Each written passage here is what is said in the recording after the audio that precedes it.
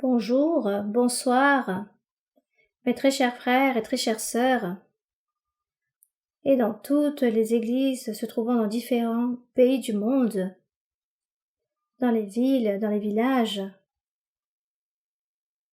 De grandes salutations remplies de tendresse pour chacun d'entre vous. De grandes salutations pour les frères et sœurs qui se trouvent dans les assemblées, dans les églises, qui sont en train de commencer, qui se rassemblent récemment, des groupes de personnes qui ont connu les choses du Seigneur à travers la pandémie. Et après la pandémie, l'Église a eu un grand accroissement, car à partir de là, beaucoup de nouvelles églises se sont ouvertes. Et il existe une église, une assemblée nouvelle en Afrique, où nous pouvons trouver 50 personnes qui se rassemblent, et c'est très beau de voir de quelle façon Dieu, à travers sa miséricorde et son amour, a posé son regard sur toutes ces personnes dans beaucoup de lieux et dans ces endroits où règne surtout l'idolâtrie, où le nom de Dieu est peu connu.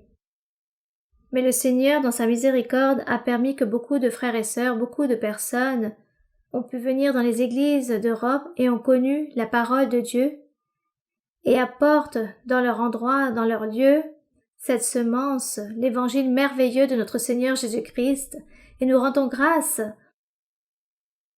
au Seigneur, car chaque jour, je médite en sa parole, et je ne me lasse pas de rendre grâce au Seigneur pour cet appui qu'il a donné à l'Église durant plus de 50 ans. Sans l'appui du Seigneur, nous ne pourrions même pas exister en tant qu'Église. Sans l'appui de Dieu, nous pourrions être un citoyen quelconque dans la vie, rempli de besoins, rempli de tristesse et d'amertume, seul, abandonné, sans paix, nous serions ainsi.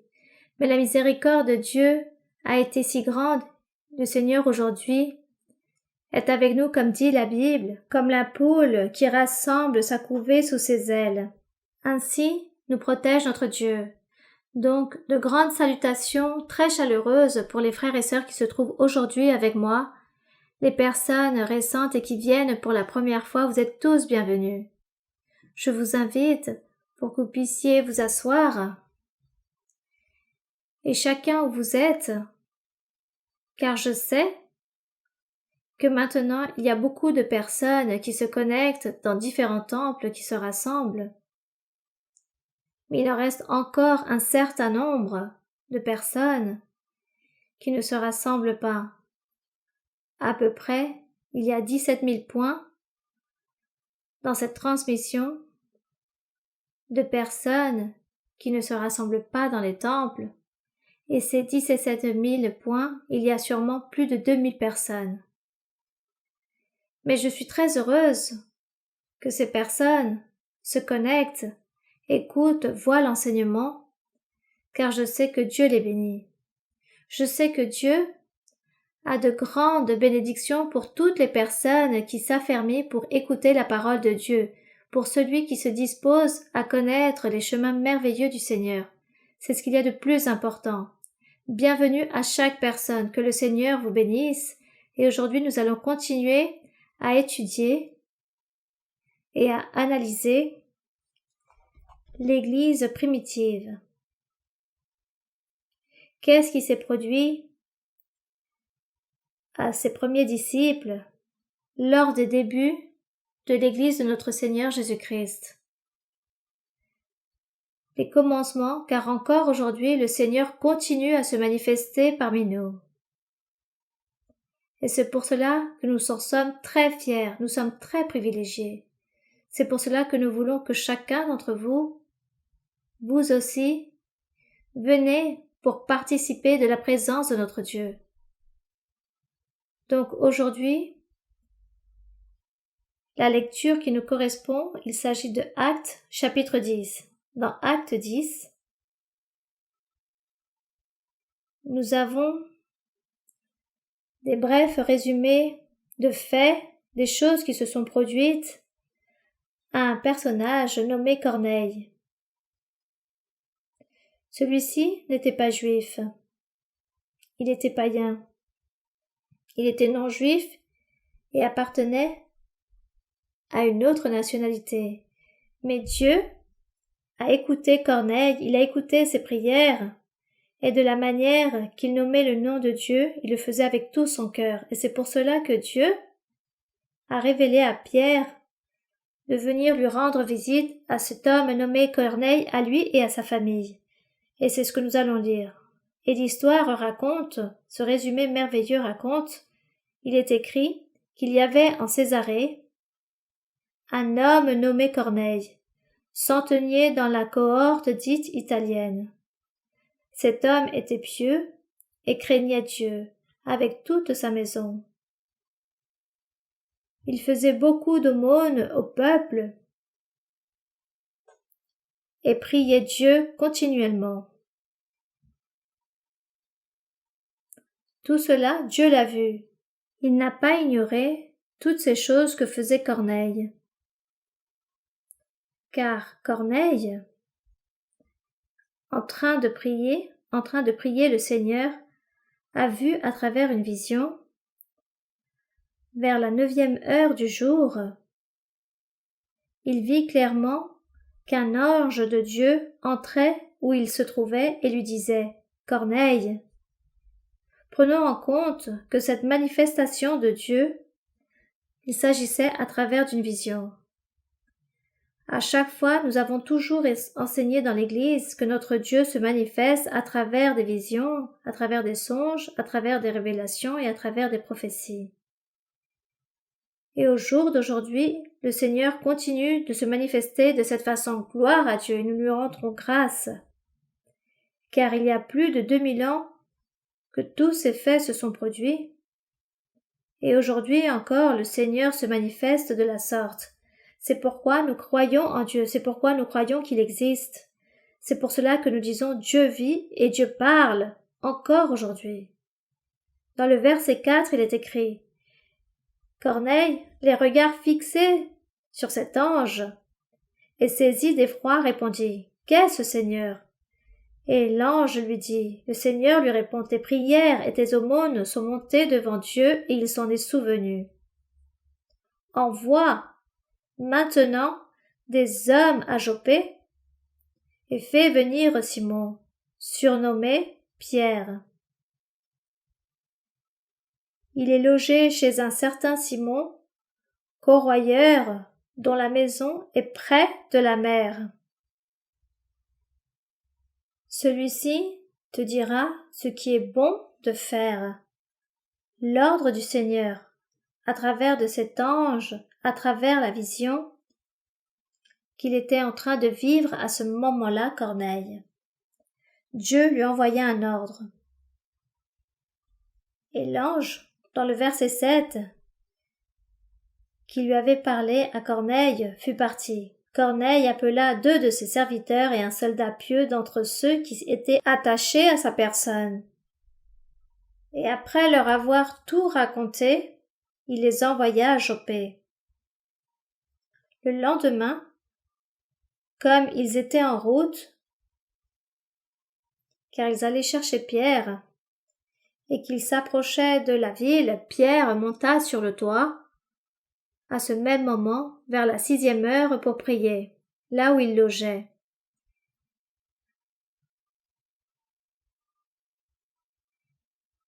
Puis l'histoire raconte que Pierre eut faim. Il eut faim et voulut manger. Pendant qu'on lui préparait à manger, il tomba en extase, où il vécut une expérience spirituelle. Pierre se trouvait là-bas en train de prier le Seigneur.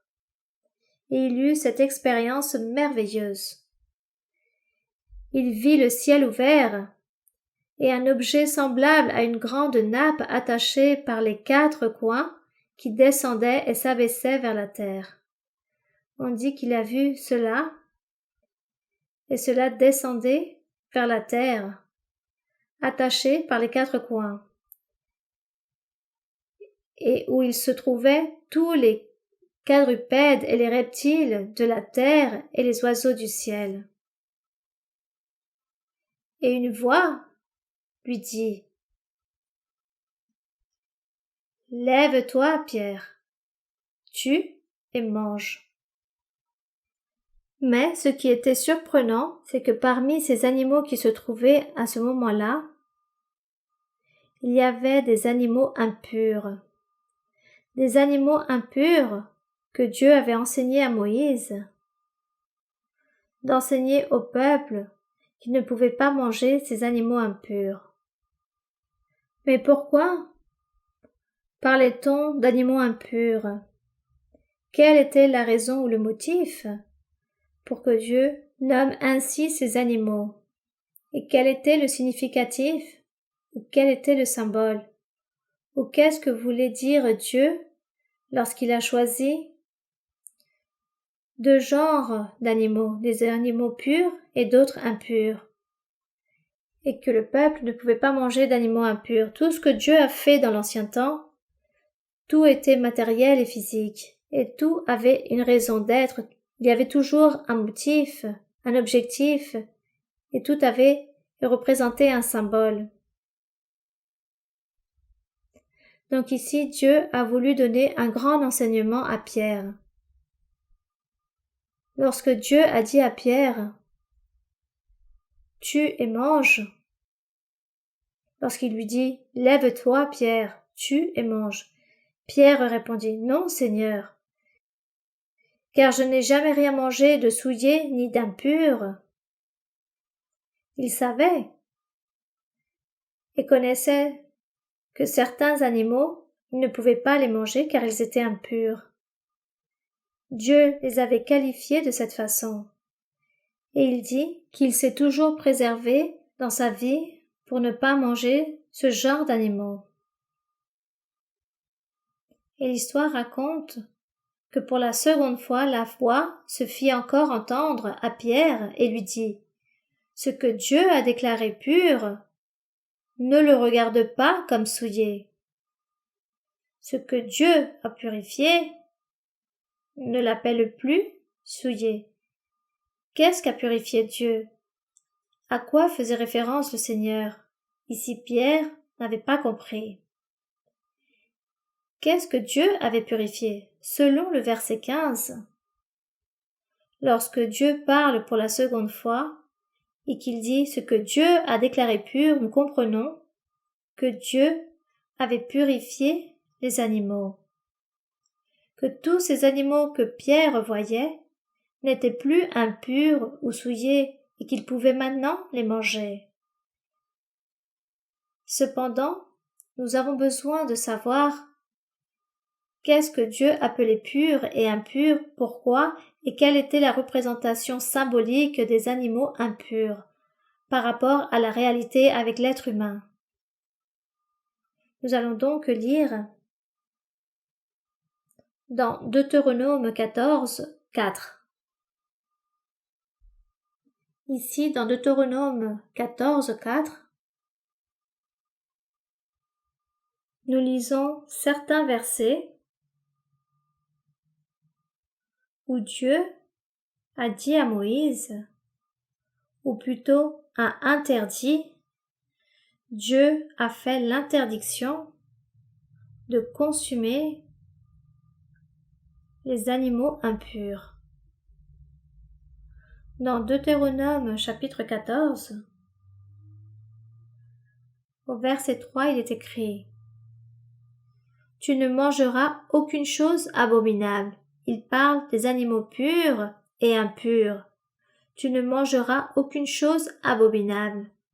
Il s'agit des animaux que vous mangerez, le bœuf, la brebis et la chèvre, le cerf, la gazelle et le daim, le bouquetin, le chevreuil, la chèvre sauvage et la girafe, parmi tant d'autres.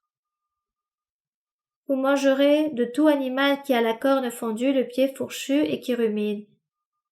Tout cela vous pourrez manger. Puis il dit, mais vous ne mangerez pas de ceux qui ruminent seulement ou qui ont la corne fendue et le pied fourchu seulement. Ainsi, vous ne mangerez pas le chameau, le lièvre et le daman, qui ruminent mais qui n'ont pas la corne fondue. Vous les regarderez comme impurs.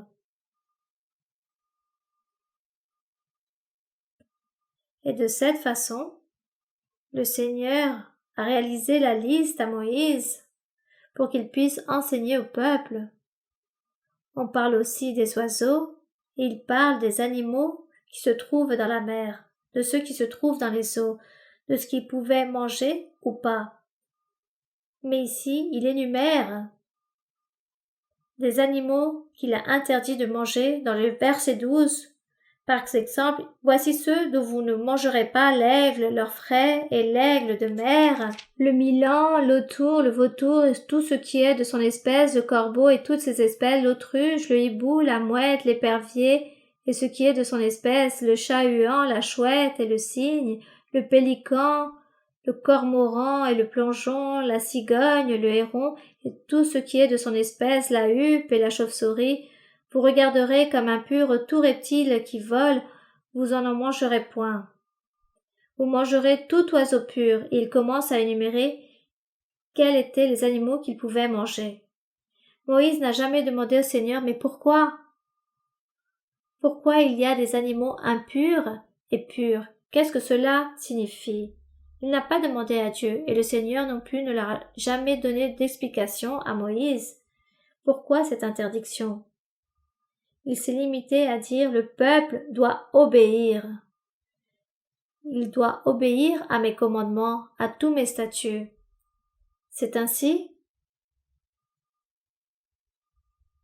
Tout cela par rapport aux animaux impurs et des animaux purs. Ils avaient une représentation pour les jours suivants, pour le futur.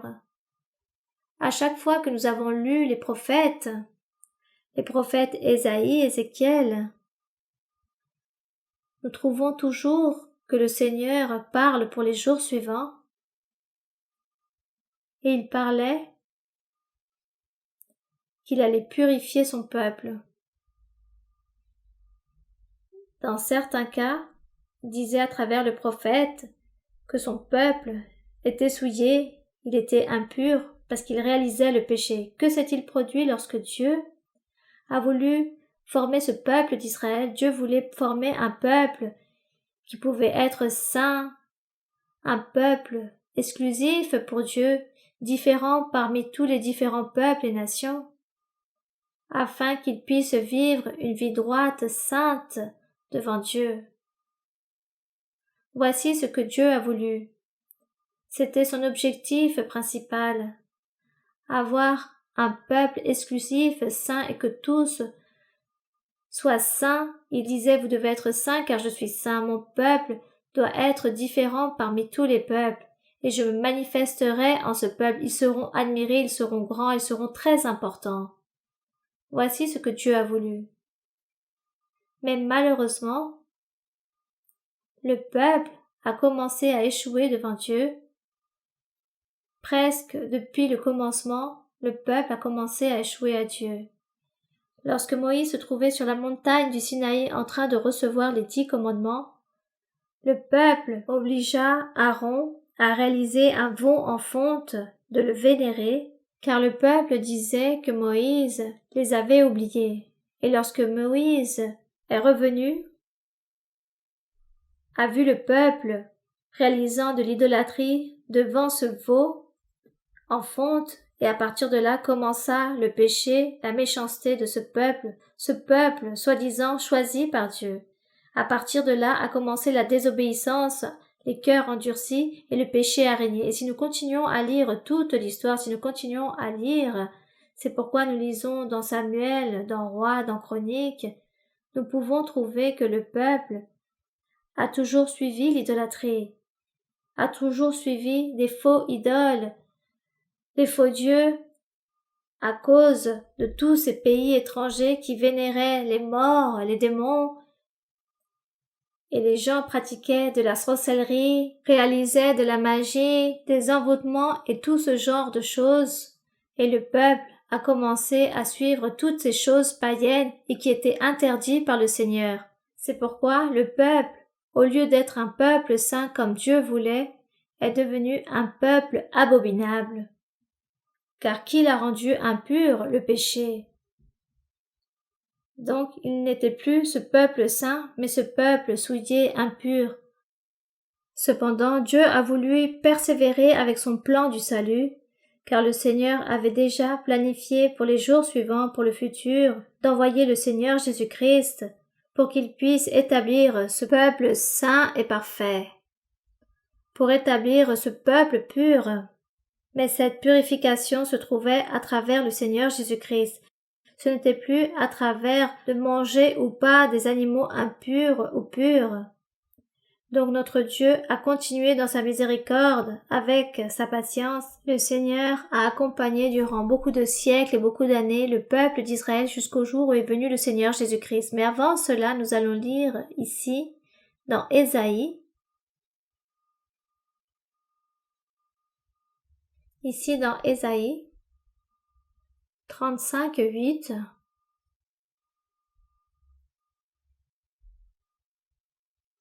Dans Ésaïe 35, 8, nous trouvons ici, avec les prophètes, beaucoup de versets où Dieu parlait au peuple qu'ils étaient abominables, qu'ils vivaient dans le péché, dans l'impureté, dans la méchanceté, et que réellement ils n'avaient pas accompli les commandements de Dieu, les ordonnances de Dieu. Mais je répète à nouveau, le Seigneur a toléré ces choses. Il s'est rempli de patience jusqu'au temps voulu arriva de la manière que le Seigneur allait se manifester quelque chose de différent que le Seigneur apportait pour l'humanité. Ici, dans le verset 8, chapitre 35, nous n'allons pas lire tous les versets car nous n'aurions pas assez de temps. Dans Ésaïe 35, 8, il est écrit. Le Seigneur dit, il parle de promesses, il dit que pour les jours suivants, pour Sion, pour ce futur, pour son Église, tout ce que Dieu avait préparé, il serait bon que vous aussi vous puissiez lire tout ce chapitre 35 d'Ésaïe. Mais je vais lire ici ce verset que le Seigneur, pour ce jour suivant, avait préparé quelque chose. Que le boiteux sautera comme un cerf et qu'il réalisera des miracles et des prodiges à toutes les personnes qui croiraient en lui, qui obéiraient à ses commandements et seraient attentifs à la parole du Seigneur, qu'il allait leur donner beaucoup de bonheur, de prodiges, de miracles, car il disait le boiteux sautera comme un cerf et la langue du muet éclatera de joie, que le Seigneur allait donc faire que le muet parle, car des eaux jailliront dans le désert et des ruisseaux dans la solitude. Le mirage se changera en étang, c'était la bénédiction, et la terre desséchée en source d'eau. Dans le repère qui servait de gîte aux chacals croîtront des roseaux et des joncs. Tout était changé pour des bénédictions pour les jours suivants. Ici, il mentionne à travers du prophète Ésaïe toutes ces choses. Et le verset 8, il est écrit, il y aura là un chemin frayé, une route qu'on appellera la voie sainte. Lorsque ce peuple saint se manifestera à travers du Seigneur Jésus-Christ, à travers du Messie, alors, il dit, qu'il y aura là un chemin frayé, une route qu'on appellera la voie sainte. Nul impur n'y passera. Qui étaient les impurs? Les personnes qui commettaient le péché, l'erreur, la faute, toutes ces personnes qui se détournaient du chemin de Dieu, qui réalisaient tout le contraire de ce que Dieu avait ordonné de faire.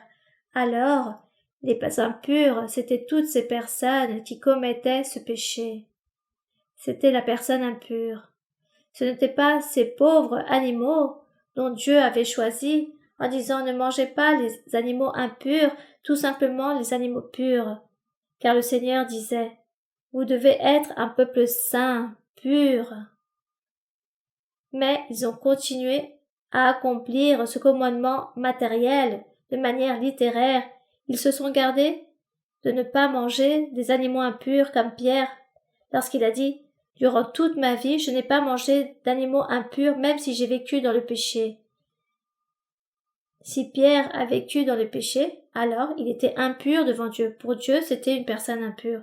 Mais lui, il pensait qu'avec le fait de ne pas manger d'aliments impurs, cela était suffisant.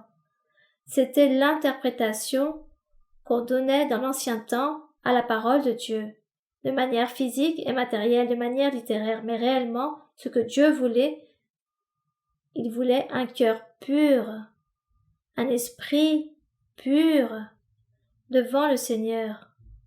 C'est pourquoi il dit que nul impur n'y passera lorsqu'il formera son peuple saint, son Église, car il dit qu'il s'agira d'une Église parfaite, sans tache et sans ride. Donc le péché ne pourra pas régner dans le cœur d'aucune personne, car si le péché règne, alors il s'agit d'une personne impure, et elle n'aura pas le droit de recevoir le salut ou d'être avec Christ ou d'appartenir à l'Église ou au peuple saint du Seigneur. Il dit nul impur n'y passera, elle sera pour eux seuls, car le Seigneur sera avec ceux qui la suivront, qui suivront cette voie. Même les insensés ne pourront s'égarer.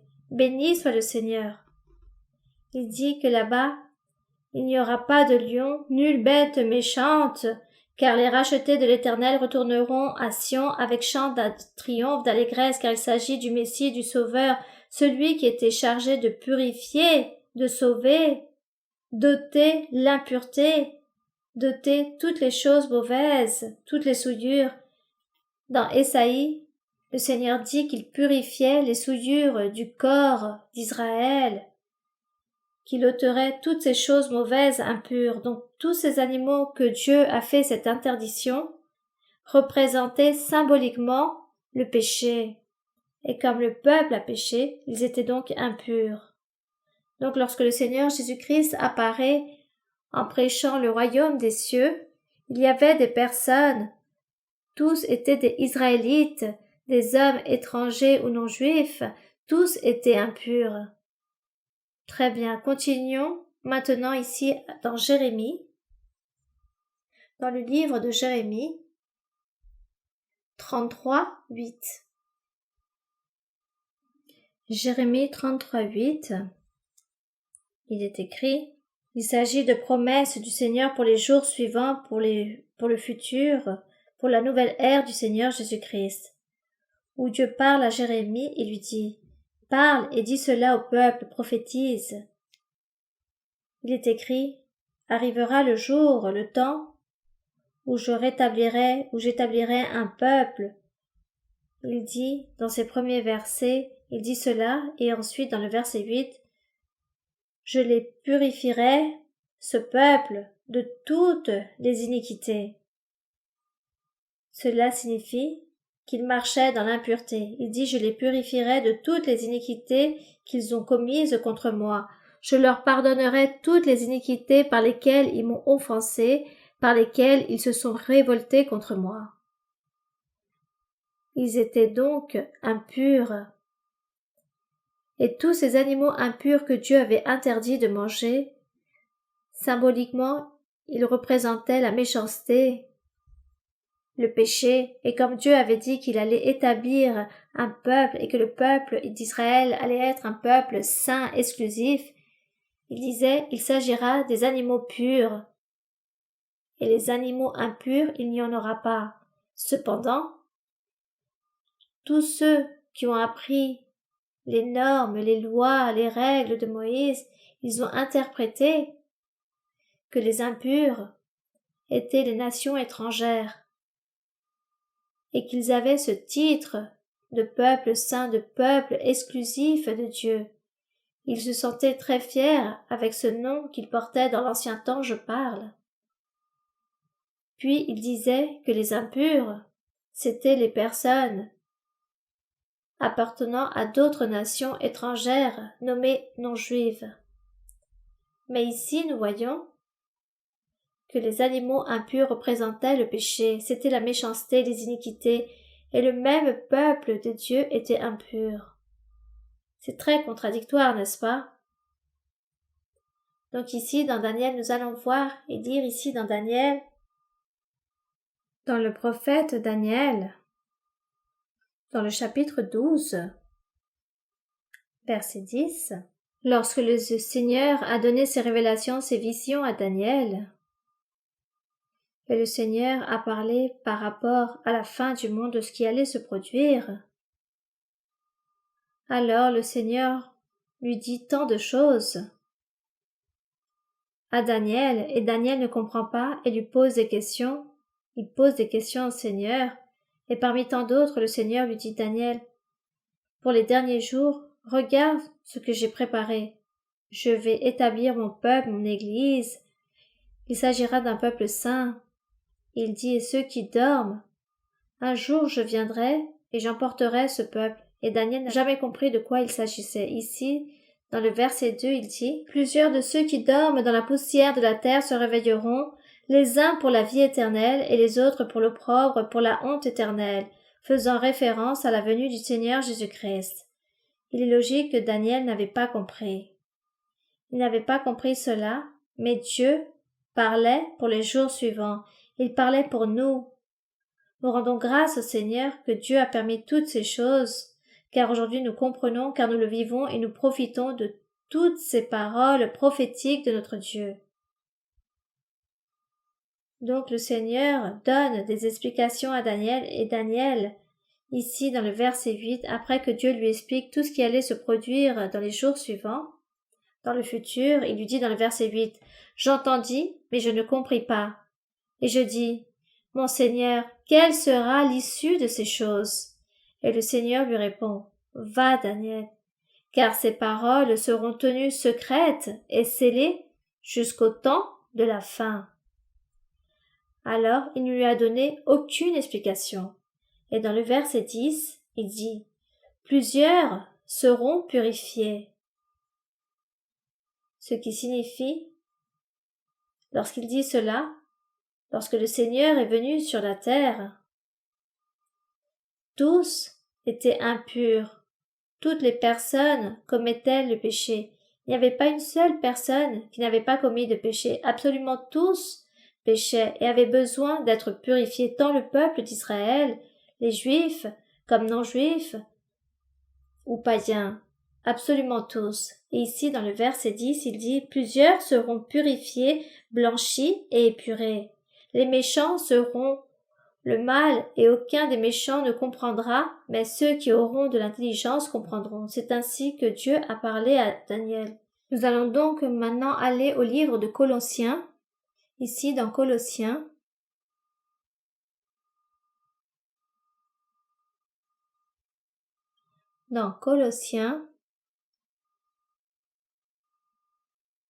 chapitre 2, du verset 14 au verset 17. Il est écrit, ici l'apôtre enseignait l'Évangile, parlant de notre Dieu, parlant du Seigneur Jésus-Christ, de son importance. Dans le verset 14, il dit que le Seigneur a effacé l'acte de Moïse, les ordonnances, les décrets, les règles, la loi de Moïse, il l'a effacé. Verset 14. Il a effacé l'acte dont les ordonnances, la loi de Moïse, nous condamnaient et qui subsistait contre nous.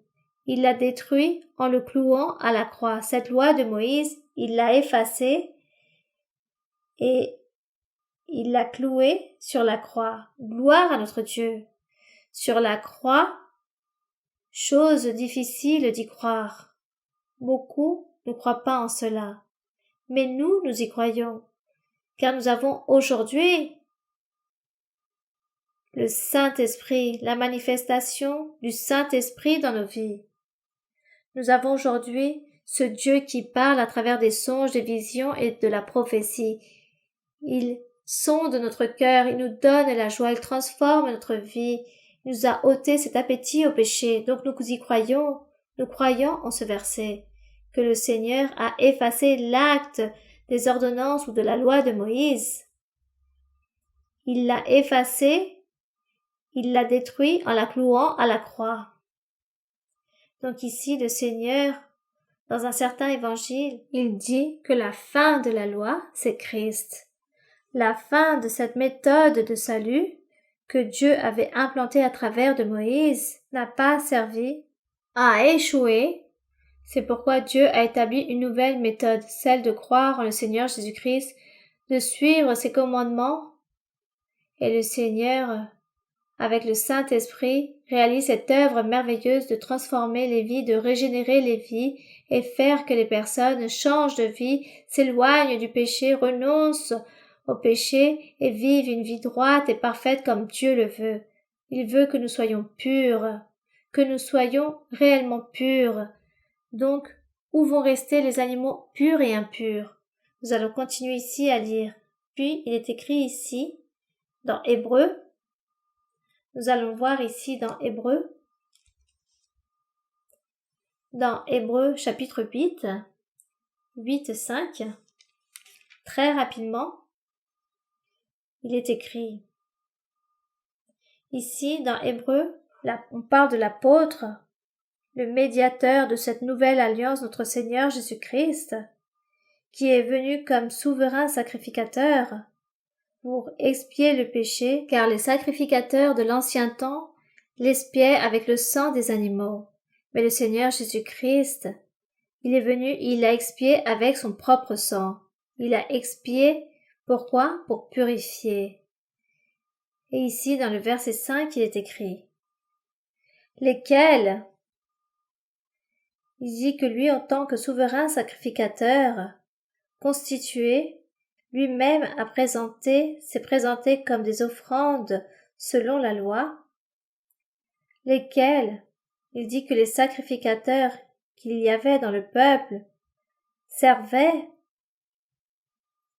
d'une figure, d'une image, d'une ombre de ce qui allait venir dans les jours suivants. Donc, anciennement, il y a eu des sacrificateurs qui offraient les offrandes, qui réalisaient des sacrifices et purifiaient le peuple pour que le peuple puisse être purifié de leurs péchés.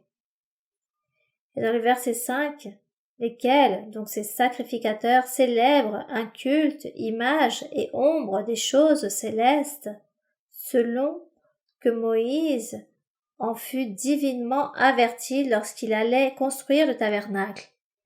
Et soin lui fut-il dit de faire tout d'après le modèle qui t'a été montré sur la montagne, car ce modèle de temple que Dieu a ordonné à Moïse de réaliser symbolisait l'Église de Christ ou le peuple saint du Seigneur.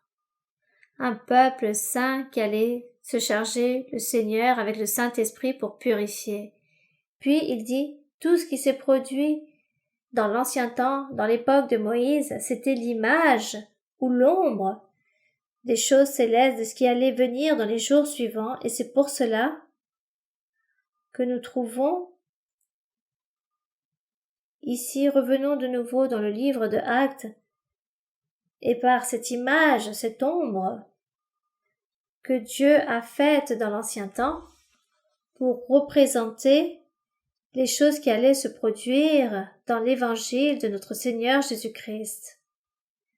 Choses réelles, et non à travers des animaux, et non à travers des représentations symboliques, mais avec la réalité, par des hommes et des femmes qui vivent ou qui vont vivre une vie sainte et parfaite avec l'aide de Dieu, avec l'aide du Saint-Esprit. Donc revenons ici au livre de Actes, chapitre 10, verset 16. Mais je vais revenir de nouveau dans certains versets. Lorsque la voix de Dieu dit à Pierre, ici dans le verset 13, « Lève-toi, Pierre, tue et mange ». Il lui a présenté des animaux impurs, souillés, car Dieu voulait lui donner un enseignement à Pierre. Il voulait enseigner à Pierre qu'est-ce que cela signifiait, les animaux impurs et les animaux qui étaient purs. Et Pierre dit, « Seigneur, je n'ai jamais mangé de choses souillées ou impures. » Et le Seigneur dit, « Ce que Dieu a déclaré pur, pourquoi vas-tu l'appeler impur, ce que Dieu a déclaré pur ?» Et si nous nous rappelons, car dans les évangiles, il y a beaucoup de versets où le Seigneur parle aux disciples et leur dit, « Vous êtes déjà purs. » Car lorsque le Seigneur Jésus allait laver les pieds aux disciples, Pierre dit, « Non, je ne vais pas permettre que tu me laves les pieds, moi non. » Et le Seigneur lui dit, Si tu ne me laisses pas, alors tu ne fais pas partie de moi, car je dois accomplir avec toute la loi de Moïse pour pouvoir l'annuler, pour pouvoir l'effacer. Donc il dit, très bien, Seigneur, alors lave-moi non seulement les pieds, mais tout le corps. Et le Seigneur lui a dit non, juste les pieds, car tu es déjà pur. Vous êtes tous purs avec la parole que je vous ai prêchée. Et le fait que vous avez cru en moi, que vous êtes avec moi et que vous me suivez, vous êtes déjà purs. Vous n'êtes plus des animaux impurs. Vous êtes des animaux purs, car je vous ai purifiés avec la parole. Donc le Seigneur disait, ce qui est, je déclare pur, n'a plus besoin d'être purifié. Ainsi, là se trouve la réponse des animaux purs ou impurs. Alors, pensez-vous qu'aujourd'hui nous pouvons manger des animaux impurs? Bien sûr que oui. Aujourd'hui nous pouvons manger du cerf. Il y a certains lieux où on mange même des serpents, du crocodile, des rats. Dans beaucoup de lieux, on mange tout cela et on peut le manger. C'est juste que parfois nous mangeons parce que nous avons l'habitude de manger un certain aliment, mais parfois nous ne sommes pas habitués, nous n'arrivons pas à le manger. Parfois, dans certains lieux, mangent des insectes, des vers, des asticots. Il n'y a aucun souci, car Dieu a déclaré toute chose pure, car Dieu a ôté toute souillure et toute impureté à tous ces animaux impurs. Aujourd'hui, Dieu, tout ce qu'il a purifié, tout peut être mangé. D'où l'enseignement qu'il donna à Pierre. Sûrement Dieu a voulu dire à Pierre plus loin, tu vas comprendre à quoi je fais référence, ce que Dieu a déclaré pur, ne le regarde pas comme souillé. Car je vais t'envoyer une grande expérience où tu vas comprendre beaucoup de doctrines, tu vas comprendre beaucoup de choses. Et c'est de cette façon, lorsqu'ici, dans le verset 16, il est écrit, cela arriva jusqu'à 3 fois. On dit que 3 fois le Seigneur lui a montré toutes ces choses par rapport aux animaux et qu'il pouvait manger absolument de tout, et Pierre n'avait pas compris. Verset 16. Cela arriva jusqu'à 3 fois, et aussitôt après l'objet fut retiré dans le ciel. Tandis que Pierre ne savait en lui-même que penser du sens de la vision qu'il avait eue. Qu'est-ce que signifiait cette vision qu'il avait vue? On dit que les hommes envoyés par Corneille, s'étant informés à ce moment-là de la maison de Simon, se présentèrent à la porte et demandèrent à haute voix si c'était là que logeait Simon surnommé Pierre. Et Pierre, qui réfléchissait sur la vision, et Dieu là-bas envoya ces hommes que Corneille avait dit chercher Pierre. Et dans le verset 19, il est écrit, et comme Pierre était à réfléchir sur la vision, l'Esprit lui dit, voici 3 hommes te demandent, lève-toi, descends, et pars avec eux sans hésiter, car c'est moi qui les ai envoyés. Donc Pierre, pourquoi il lui a dit de ne pas être hésitant, car cet homme n'était pas juif. Donc Pierre descendit où se trouvaient ces hommes envoyés par Corneille et leur dit, voici, je suis celui que vous cherchez. Quel est le motif qui vous amène? Ils répondirent, Corneille, centenier, homme juste et craignant Dieu, et de qui toute la nation des Juifs rend un bon témoignage. Rappelons-nous que dans l'ancien temps, le gouvernement, il s'agissait d'un gouvernement romain, et c'était celui qui régnait dans tous les lieux. Puis il dit, il rend un bon témoignage dans toute la nation des Juifs. Il a été divinement averti par un saint ange de te faire venir dans sa maison et d'entendre tes paroles. Pierre donc les fit entrer et les logea. Le lendemain, il se leva et partit avec eux.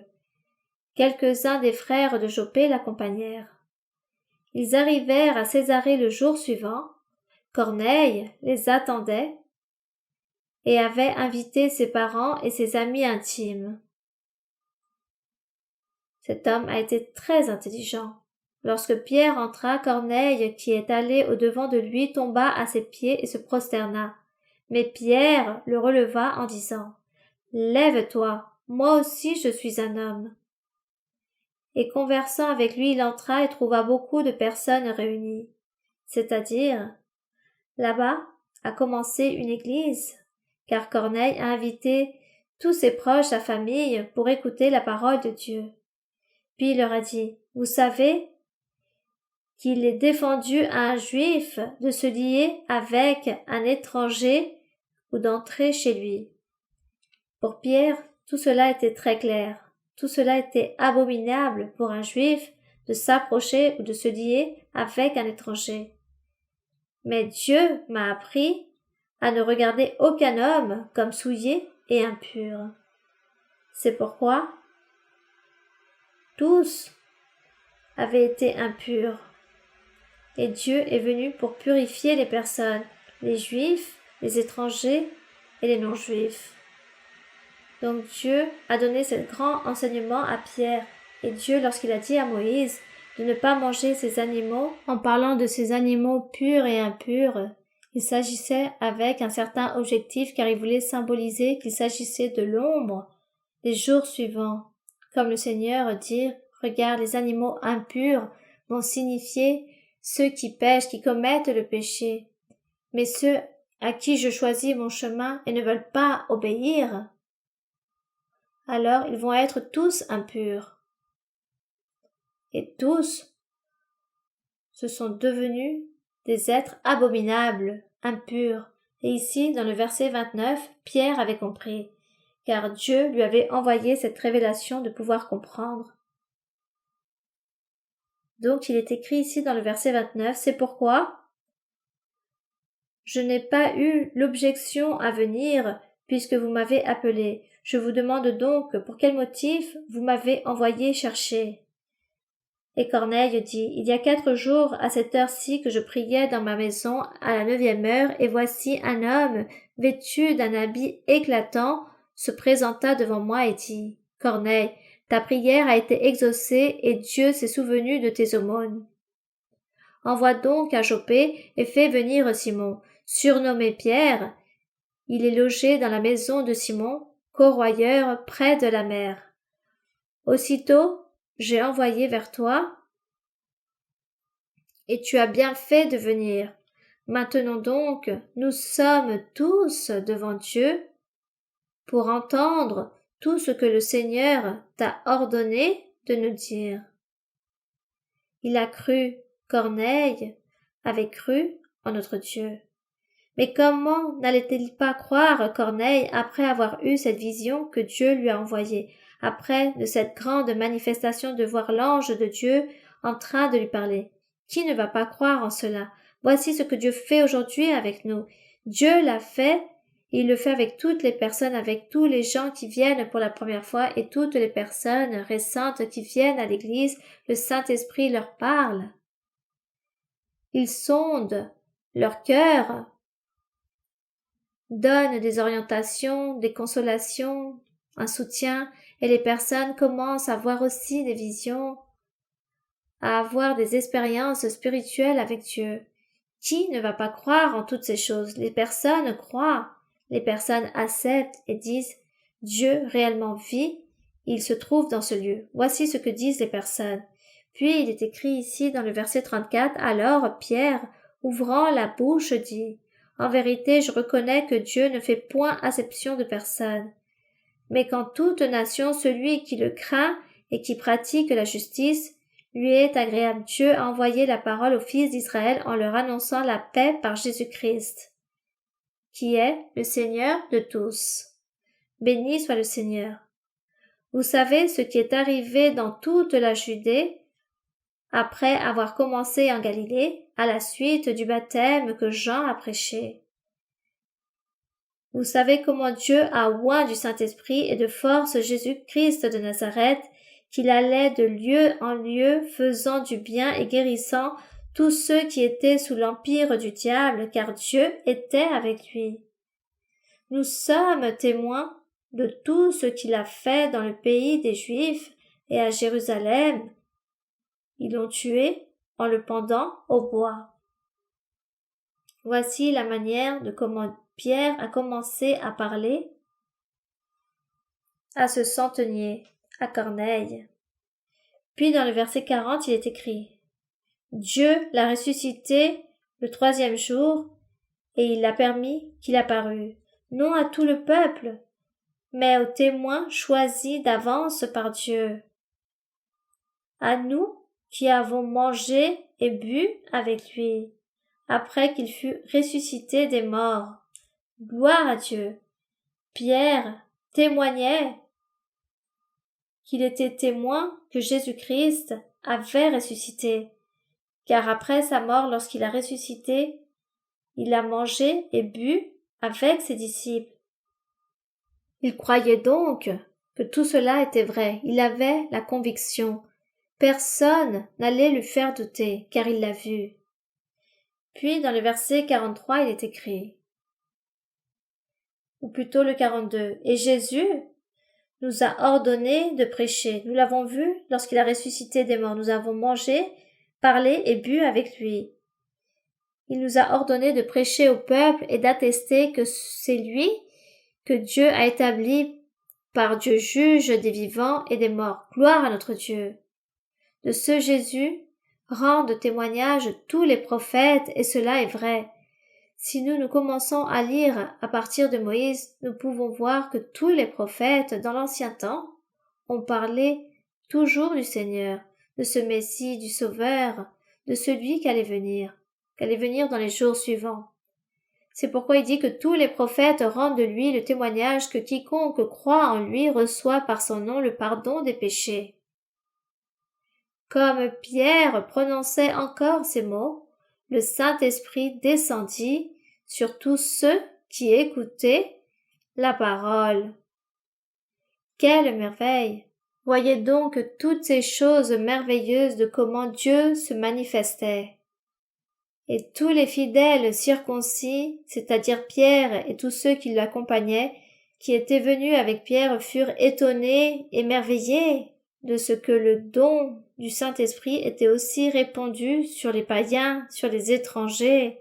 Ils furent tous étonnés que ce don du Saint-Esprit était aussi répandu sur les païens. Pierre pensait que juste pour les Juifs était le Saint-Esprit, car jusqu'à ce jour, ils avaient vécu cette expérience, que le Saint-Esprit était venu ce jour de Pentecôte et a baptisé toutes ces personnes qui étaient juifs.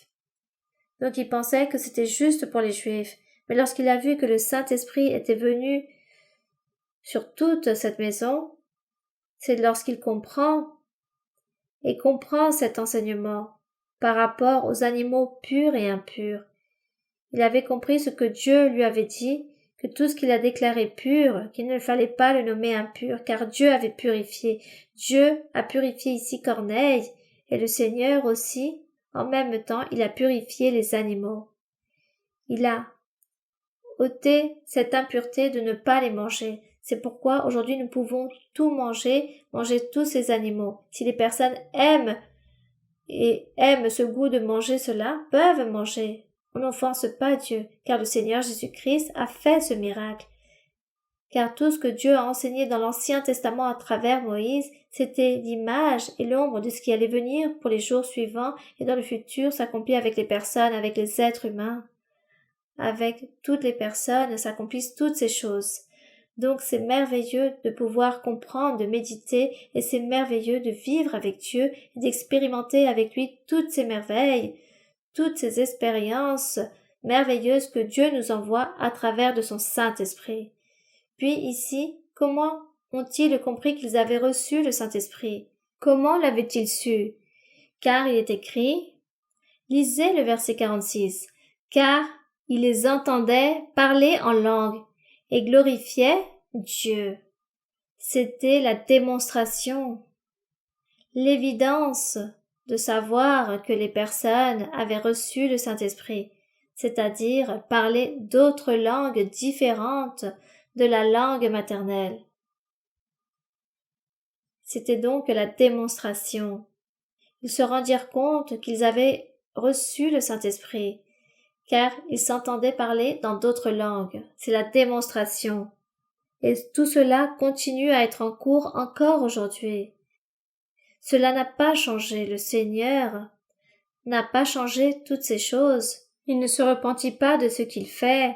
Il établit une loi, et la loi est perpétuelle. Donc ici, il dit qu'il glorifiait Dieu, et Pierre dit, peut-on donc refuser l'eau du baptême, faisant référence au baptême d'eau? Quel était le pas à suivre pour cet homme nommé Corneille, sa famille et tous ses proches? Quel était le pas suivant? Ils ont reçu le baptême avec le Saint-Esprit. Ils furent tous remplis du Saint-Esprit. Ils parlaient en langue, ils glorifiaient Dieu. Et Pierre dit, quel est l'autre pas à suivre? Baptisez-vous au nom de Jésus. Acceptez que Jésus est l'envoyé, qu'il est venu ici sur terre et c'est Dieu en lui, qu'il est le Fils de Dieu, qu'il est le même Dieu, car ainsi sont les mystères de Dieu. Il faut juste croire, nous ne pouvons pas poser de questions et dire à Dieu quand, comment et pourquoi, mais qu'il faut juste croire et obéir ce qu'il nous enseigne. Donc il dit, quel est le pas suivant? Qu'est-ce qui vous empêche d'être baptisé? Car il dit, peut-on refuser l'eau du baptême à ceux qui ont reçu le Saint-Esprit aussi bien que nous? Quel est l'empêchement? Et il ordonna qu'ils fussent baptisés au nom du Seigneur. Sur quoi, ils le prièrent de rester quelques jours près d'eux, là-bas, pour prêcher, pour parler de Dieu, parlant de l'Évangile, des bonnes nouvelles du salut. Gloire à notre Dieu! Et quel privilège si grand pour Corneille! Quel privilège si grand pour toute cette famille d'avoir connu Dieu! En ces circonstances, sans être même juif, et Pierre a commencé à apprendre que la parole de Dieu était pour tous. Ce n'était pas juste pour les personnes juives, mais pour toutes les personnes qui croient, qui affermissent son cœur, où son être est disposé pour apprendre les choses de Dieu. Donc aujourd'hui, nous aussi, aujourd'hui, nous vous invitons, vous, pour la première fois aux personnes récentes, de chercher ce Dieu vivant, puissant, qui existe, à ce Dieu qui se manifeste, et qui se manifeste dont le Saint-Esprit, c'est lui qui gouverne, et qui oriente et guide tout croyant, hommes et femmes, toutes les personnes qui affermissent leur cœur pour Dieu. Je vous invite à lire la Bible, pour que vous puissiez disposer votre cœur pour Dieu et que vous soyez tous complètement heureux. Peut-être vous vivez la joie d'une manière ou d'une autre, mais le bonheur complet, nous l'avons avec notre Dieu qui vit. Car Dieu vit, il parle aujourd'hui. Que l'honneur et la gloire soient pour notre Dieu. Que Dieu vous bénisse tous et vous envoie de grandes bénédictions. Qu'il vous donne la sagesse et l'intelligence pour chérir et ne pas mépriser ou négliger cette parole, cette manifestation de Dieu dans chaque vie. Il ne faut pas la négliger. Notre Dieu vit. Et si vous vous affermissez, Dieu va se manifester dans votre vie comme il l'a fait avec Corneille. Bien, nous allons donc prier notre Dieu Père céleste, éternel Dieu, Père saint, créateur du ciel et de la terre, notre Dieu puissant, notre Dieu saint, juste, miséricordieux, clément, lent pour la colère et grand pour pardonner, notre Dieu qui vit, qui règne éternellement, notre Dieu qui est le même hier, aujourd'hui et pour toujours. Béni soit le Seigneur. Tu es un grand Dieu qui est juste, un Dieu qui vit, qui existe, ce Dieu tout-puissant. Merci éternel Dieu pour ton amour, nous te remercions. Tends ta main qui guérit, mon Seigneur, sur toute personne qui se trouve malade. Guéris, ôte toute maladie, les douleurs. Ôte, Seigneur, toute chose mauvaise, tout sorcellement, toute malédiction, tout envoûtement. Délie, Seigneur, tout mensonge, toute fraude, toute hypocrisie. Sanctifie ton peuple, envoie-leur l'intelligence, la sagesse, cette sainteté, la perfection, pour que tous nous puissions ainsi appartenir à ce peuple saint que tu es en train d'établir. Gloire à ton nom. Un peuple exceptionnel qui puisse être connu dans le monde, qui puisse être cette lumière dans tous les pays. Tu le feras, mon Père, car tu l'as promis et cela sera ainsi. Merci, mon Père. Exauce les vœux. Ôte toute affliction, toute tristesse, et exauce aussi les vœux qui se trouvent dans chaque cœur. Envoie les bénédictions et que ta main toute-puissante nous accompagne. Merci, mon Père. Au nom glorieux de Jésus-Christ, son Fils bien-aimé, nous te le demandons. Amen. Gloire au Roi. Qué maravilla que Cristo me halló y por su gracia mi alma salvó.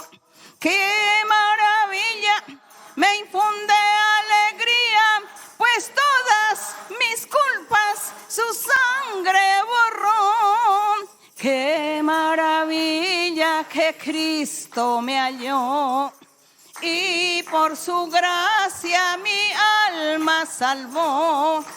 Qué maravilla, me infunde alegría, pues todas mis culpas su sangre borró. Gloire à mon Seigneur.